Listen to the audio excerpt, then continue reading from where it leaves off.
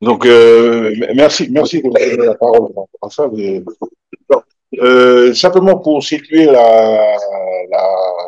l'objet de la présentation, comme je vous disais tout à l'heure, ce n'est pas spécialement lié au numérique. En fait, derrière la philosophie de ça, c'est que on essaye de prendre à la fois de regarder et la centralité de l'école et les objets à la marge. Qu'est-ce qui ferait que ces objets de la marge viennent vers l'école, mais qu'est-ce qui serait que l'école aussi participe à dynamiser la question de la marque. Mais ça, c'est beaucoup plus bien parce que je vous laisse découvrir dans le texte qui est aujourd'hui en chantier. On ne va pas aborder. On va juste voir cette présentation très rapidement. Donc, voilà le plan que je me suis donné pour essayer de voir. Alors, ça ressemble à une conférence, mais je vais aller très rapidement là-dessus parce qu'on va surtout voir ici pour la question du rééquilibrage, de rééquilibration, tout ça, etc. Je vous passe le contexte de la Nouvelle-Calédonie, le contexte actuellement, vous avez entendu qu'il y a eu voilà, des événements qui ont fait que ben, ça a fait que on est un peu pris dans les affaires de tout ça. En tout cas, l'école ben, est en mutation. Donc, je reviens un peu à ce qui est discuté tout à l'heure. Donc, c'est une société à éducation. Lorsque la colonisation arrive, les gens avaient, bon, là, ces cases-là, c'est ce qu'on appelle des cases d'éducation. Mais c'est aussi, alors, à ce moment-là, il n'y avait pas encore les mairies. C'est utilisé comme des mairies parce que les gendarmes qui faisaient les premières naissances, les premiers recensements faisaient des recensements dedans. Et par contre, voilà les signes. Je suis resté sur question de la langue parce que ça, c'est quelqu'un que je suis allé pour faire des entretiens sur l'île de Marais et j'ai trouvé cette personne, je ne sais pas si c'était intentionnel, mais c'est mise de dos comme ça. Et vous voyez ce qui est écrit en langue. Pour développer ton intelligence, il faut que cette intelligence soit en correspondance avec le milieu dans lequel tu vis. C'est quand même bizarre. Alors, la personne à qui j'ai demandé de prendre la photo parce que j'étais à l'aéroport pour partir. En tout cas, ça, vous voyez à peu près la physionomie du texte, de la future intervention que je ferai dans le cadre de l'université. Euh, Grosso modo, je reviens un peu sur le contexte. 63, la langue française est proclamée comme langue officielle de scolarisation.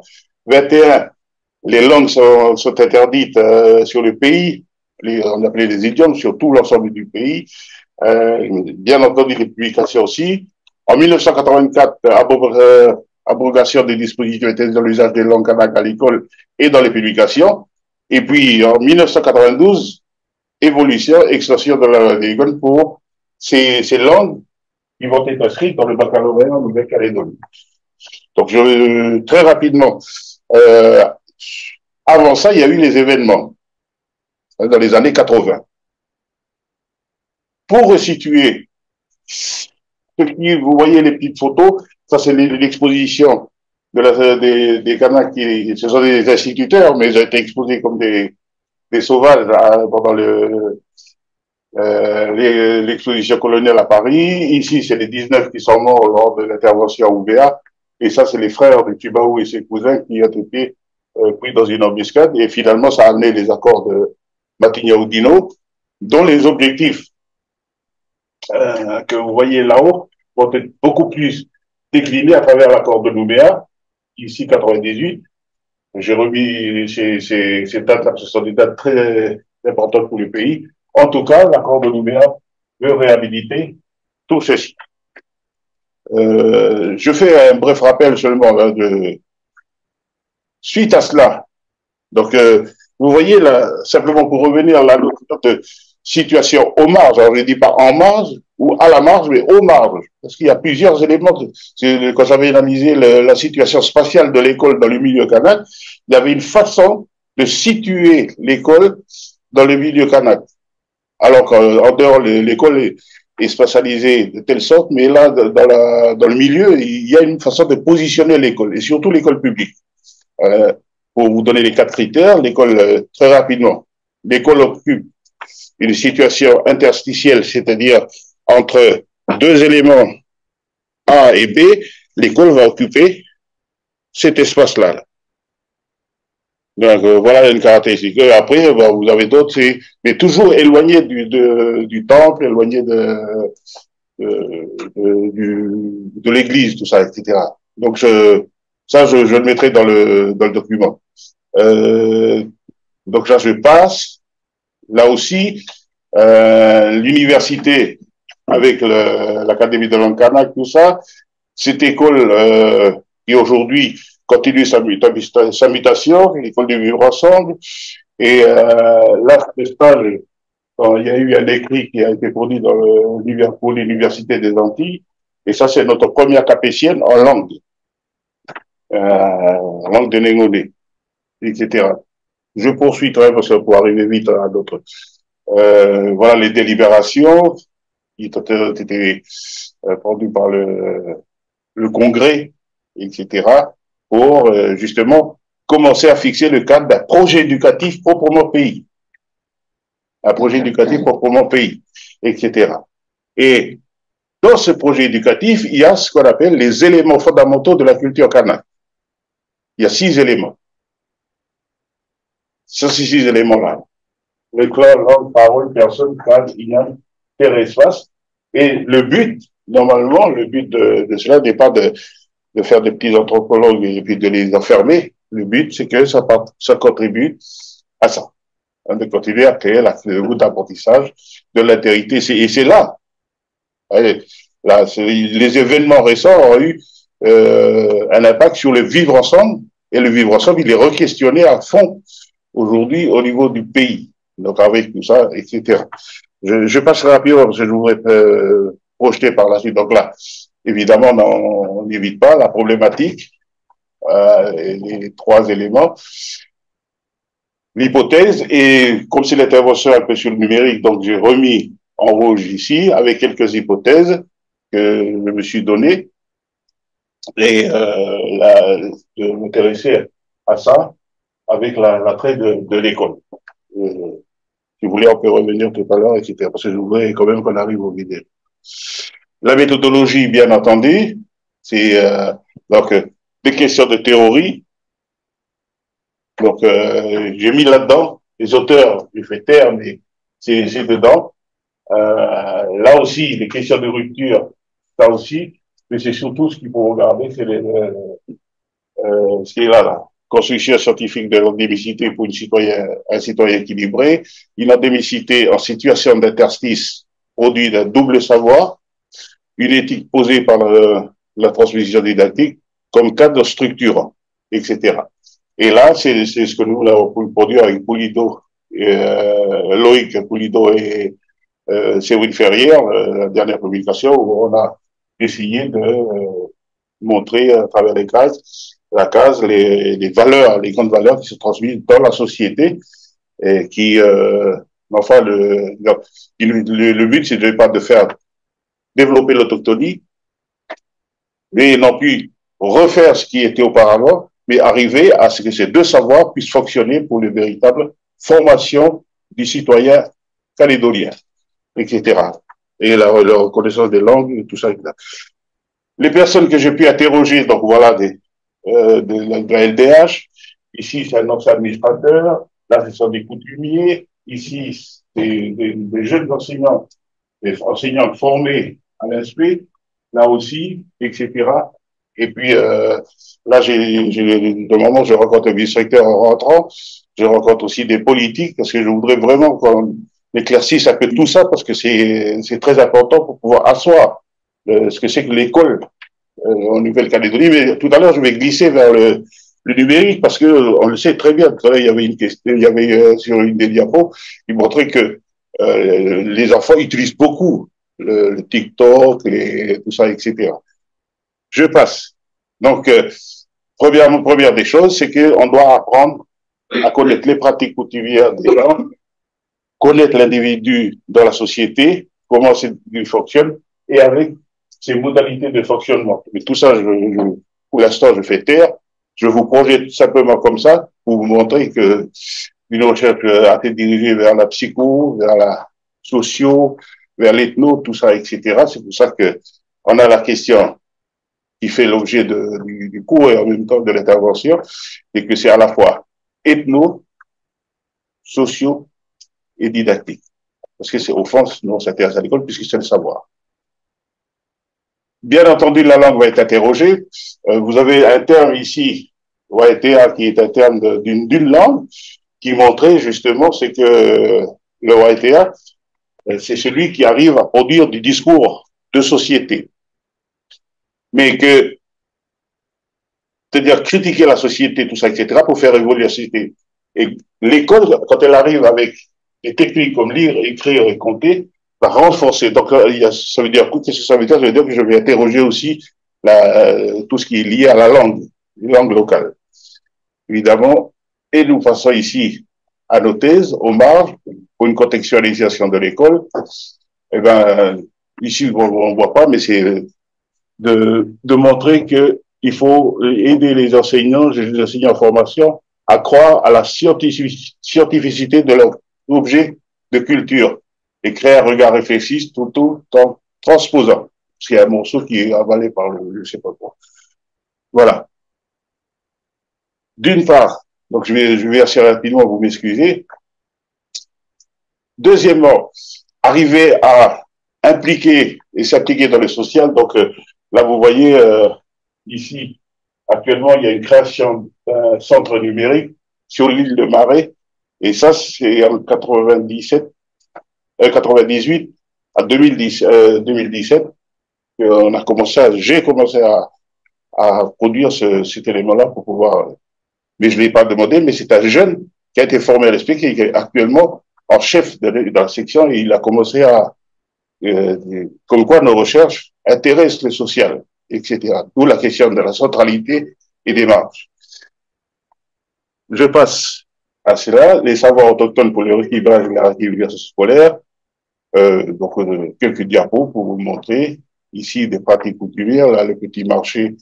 Là. Ici, c'est une pratique avec des éléments que j'ai pu reproduire. C'est pour ça que votre technique de spiralaire, tout ça m'intéresse beaucoup. J'ai lu même ce que Jean-Jacques avait écrit pour la formation des PE, où tu as utilisé aussi les spiralaires dedans. Tu as sorti l'Université des Antilles, c'est ça? Dans la texte que tu as écrit dans l'Université des Antilles. Ouais, ouais. Voilà. Donc, je passerai rapidement.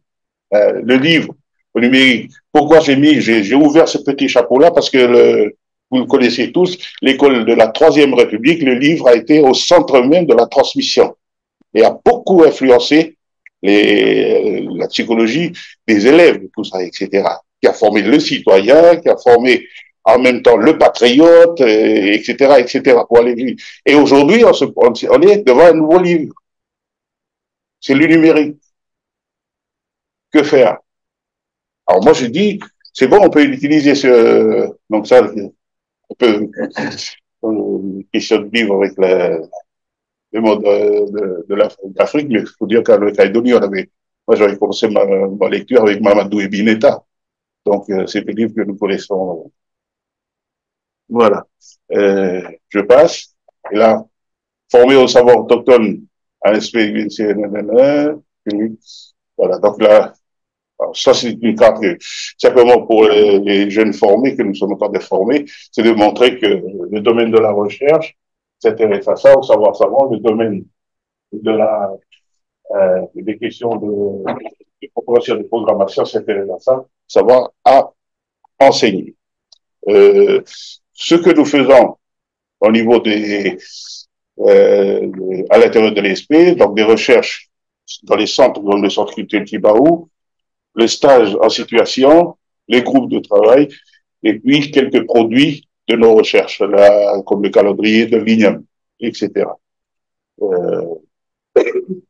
Voilà, une manière aussi de pouvoir aborder avec des éléments de psychologie, de sociologie, une pratique coutumière en sous forme de trois images, et puis on arrive à commenter et inscrire tout ça, etc., pour que les jeunes comprennent qu'il n'y a pas que la pratique qui est derrière. Mais bien entendu, vous voyez bien qu'on s'appuie sur le numérique. Ce sont des photos qui ont été prises en stage à Tchamba, qui a fait l'objet d'un texte qui est sorti tout récemment. Et je passe ici quelques travaux pour le ministère du numérique. Et là, on va euh, voilà, par exemple, ici, le calendrier. Ici, c'est la monnaie Kanak. Bon, c'est vrai qu'il reste 1 minute. Voilà, je passe. Alors, maintenant, je vais, je sais pas si je peux cliquer pour voir si, enfin, le Bonjour à 3. toutes et à tous. Le projet a été pensé pour une thèse de chercheur de de CNI, et aussi s'inscrit dans la semaine de VSECO avec un cadrage lui. Il sera l'aboutissement d'une séquence qui se décompose en licence et faits. Bonjour Voilà. à toutes et à tous. Voilà, on s'arrête là. C'est simplement la question du projet qui a été présenté. On n'aura pas le temps parce que c'est assez long. Alors, tu peux passer voilà.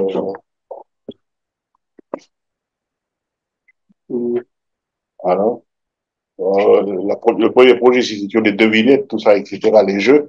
Mais on s'appuie sur le numérique. Ici, c'est un champ en langage de vous entre deux activités. C'est une jeune enseignante ici qui fait un travail de champ, mais après une activité avec les élèves.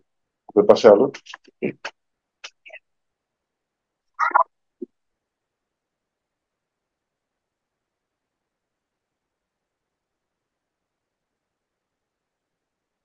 On arrête là.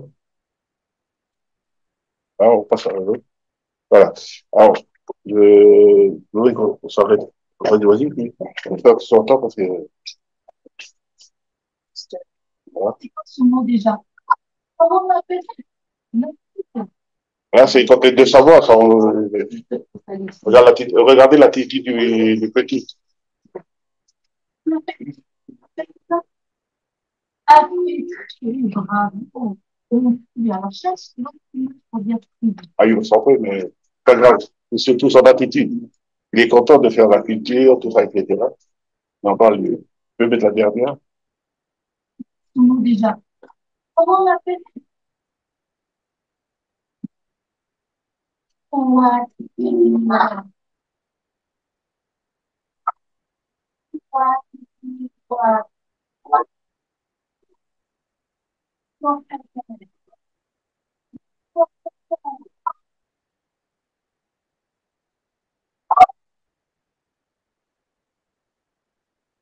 Alors, vous voyez, comme je vous disais tout à l'heure, je ne rentre pas dans comme avaient fait nos collègues, avec les différentes personnes. Je ne rentre pas dedans. Mais je vous montre qu'on arrive à utiliser pour le nouvel attrait de l'école, pour une nouvelle sociologie de l'école, tout ça, etc. Et en même temps, de construire à partir des objets de la marge pour pouvoir soit nourrir la centralité ou bien de cette centralité qui est l'école de la transmission, et ben de voir comment on peut redynamiser la culture qui sont sur les marges. Voilà, je vous remercie.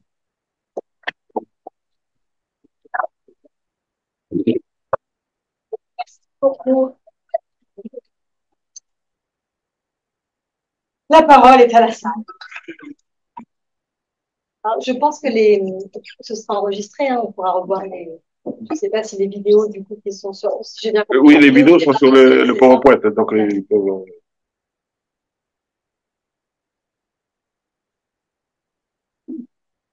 Des commentaires, des remarques, des.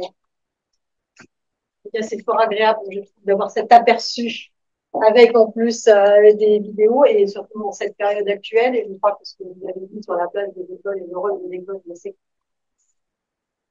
Mais ça, c'est une autre question.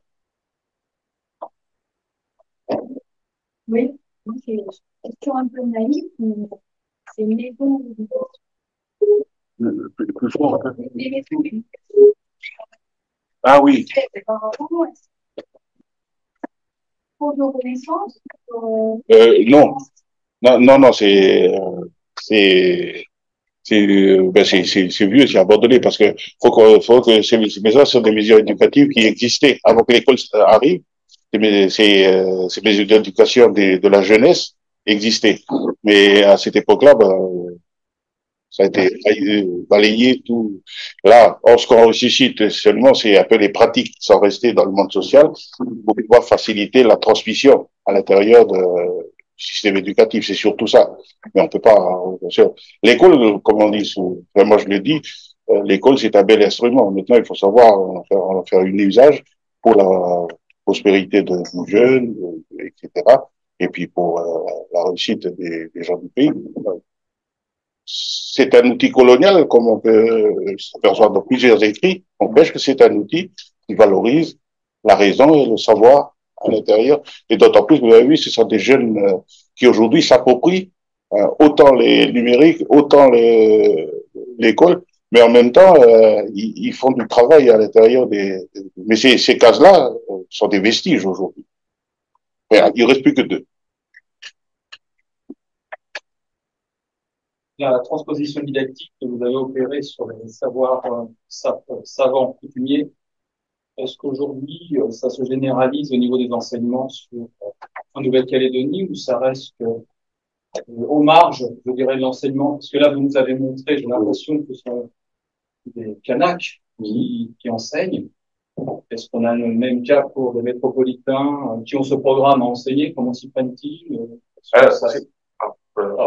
Pardon de vous couper, mais en fait, c'est plutôt dans ce sens-là. Parce que d'un côté, ça va faciliter ceux qui ne connaissent pas la culture kanak et le monde kanak, et surtout le monde océanien en général.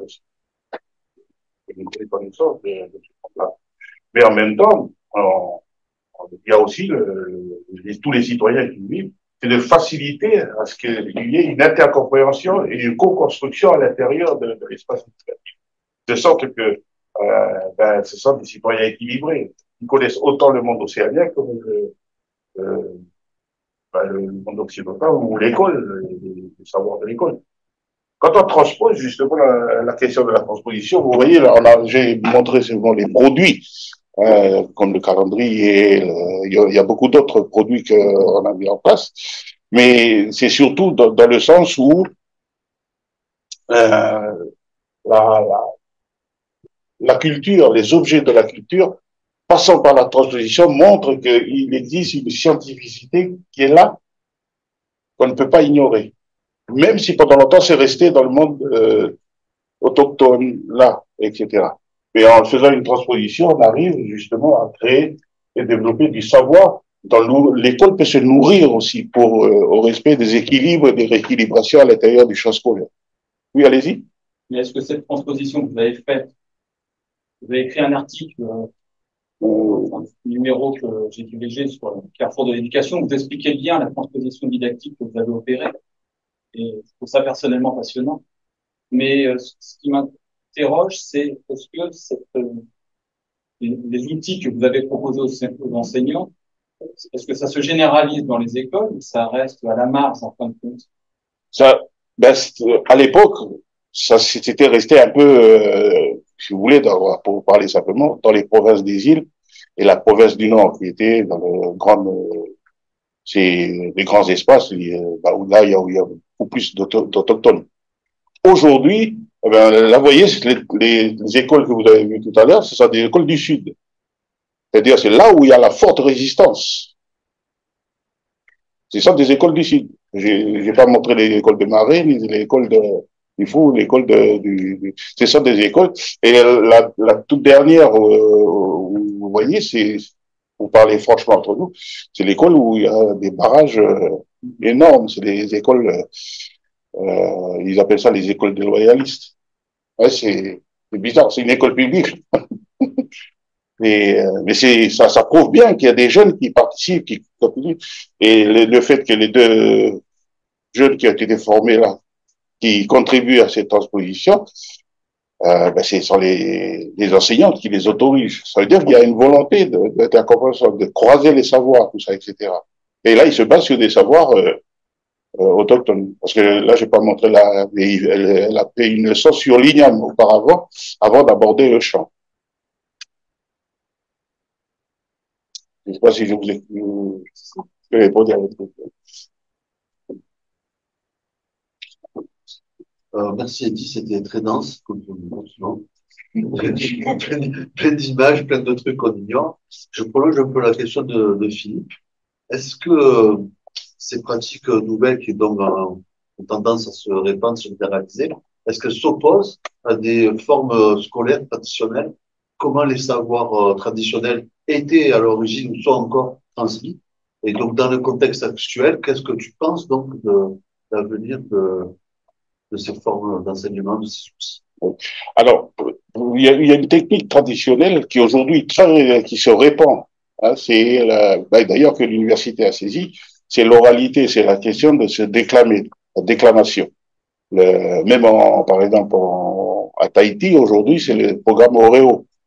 Hein, les petits à Wallis, j'étais il y a quelques jours, et ben c'est aussi, ce sont des techniques de transmission par l'oral, transmission aussi par le geste, hein, mais c'est aussi les manières, c'est apprendre à écouter. Quand les gens parlent, on écoute, etc. On n'écoute pas la parole, tout ça. C'est là où, alors, on essaye de réhabiliter ces techniques-là pour l'acquisition du savoir. Ce sont des techniques qui existent dans le milieu. C'est-à-dire il y a pas d'animosité ou il n'y a pas de, parfois c'est parce que c'est les déconsidérations liées à l'histoire qui fait que, ben, on n'écoute pas trop voilà, on n'écoute pas trop l'autre. Et donc, ces formes-là, et de façon plus générale, l'école de la République française, comment c'est perçu, du coup? Et même question, est-ce qu'il y avait des lieux, donc dans les villages, je sais pas comment tu appelles ça. Les tribus. Dans les tribus, est-ce qu'il y avait des lieux, donc, d'enseignement traditionnel, au-delà de la technique? Et aujourd'hui, comment les anciens prennent un petit peu ça? Comment ils voient ça? Ça, c'est une très très bonne question parce que les anciens ont été délégitimés de leur pendant longtemps. Hein, parce que l'école, elle fait tout, elle transmet tout, etc. Et aujourd'hui, on réhabilite un peu ça. Alors il y a le Sénat coutumier, il y a les coutumiers, tout ça, etc. Sauf que il y a des formes de déviance où ça va vers la revendication politique. Alors, c'est là où il faut faire très, très attention. C'est-à-dire qu'il faut rester toujours dans notre... Mais sinon, les techniques de transmission sont en train d'être ressuscitées pour pouvoir une meilleure réussite à l'école. Parce que je l'ai pas là, mais là, il y a la vidéo pour la prochaine intervention où vous voyez bien le pourcentage lié à l'INSEE de l'échec kanak et l'échec wallisien. C'est deux populations qui sont fortement antagonistes à une certaine époque, mais l'échec, elle est énorme euh, dans le milieu. Je sais pas si... L'oralité est centrale dans la culture kanak, mais elle est encore très développée, ou elle demeure très développée en bassin, un peu moins pour la suite de ce que j'ai vu. Mais oui, je suis d'accord avec toi. Moi, j'avais constaté, je crois que j'ai narré cette scène, j'avais constaté dans une soirée partagée avec des vieux, dans un temple coutumier, un récit très long de la part de plusieurs anciens, avec à la table une généalogie. voilà, tout le monde était là et présent. Et à un moment donné, il y a un des vieux qui s'est arrêté et qui a regardé assez fixement cette petite fille pour lui faire signe parce que son arrière-petit-fils était assis à côté avec une tablette. Et pendant que les choses s'exposaient et que chacun prenait connaissance ou s'entendait répéter des choses qui sont essentielles dans cette compétition culturelle, là, il a montré à travers ce geste, me semble-t-il, j'en ai parlé avec lui après, qu'il avait une désapprobation du fait que l'enfant était présent, mais qu'il était occupé à la tête et qu'il n'écoutait pas. Et alors, c'est pas... est-ce que ça, c'est pris en compte, y compris comme quelque chose de potentiellement concurrentiel? Alors, j'ai vu à travers ce que tu as montré que les outils numériques peuvent être utilisés au bénéfice d'eux, mais là, est-ce qu'il y a aussi une réflexion qui est posée dans les familles et dans les clans sur quelque chose qui pourrait être concurrentiel à cette organisation? Il y a une réflexion qui est menée justement actuellement au niveau du pays. Moi, j'appartiens à une association où on a réfléchi justement à ça, tout en développant les outils numériques. Mais cette réflexion, on discute avec d'autres personnes qui montrent effectivement que les enfants n'écoutent plus. Les enfants n'écoutent plus. n'écoute plus les anciens, n'écoute plus. Bon, après, l'école fait évoluer hein, la pensée, mais les enfants n'écoutent plus, etc. Donc, la dimension écoute, c'est-à-dire que quand quelqu'un parle, l'autre écoute, ben, on perd de plus en plus. C'est presque comme badminton ou au tennis, quoi, etc. Et ça, ce sont des situations qui sont importantes pour l'école parce que l'élève doit écouter ce que dit le maître. Mais sans, à un moment donné, rentrer dans des phénomènes de pouvoir. Là aussi, on lutte contre ça parce qu'il faut qu'il, mais c'est vrai que c'est là où vous posez des questions qui sont tout à fait légitimes parce que là, on voit des sociétés fonctionner. Quand on voit les sociétés mises face à face, là, on voit vraiment des fois, il peut y avoir fossé pour intercompréhension ou autre, ou écrasement, ou etc. Il y a plein de phénomènes qui existent. Mais toujours est-il qu'on essaye pour aider ces jeunes à réussir à l'école. Là, on a vu, franchement, je vous le dis, ça fait presque 5 ans aujourd'hui, dans les formations avec les enseignants, les cours magistraux ne durent que 10 minutes, pas plus. Ça marche pas. Il fait travailler en groupe, ils partagent, ils construisent ensemble, tout ça, etc.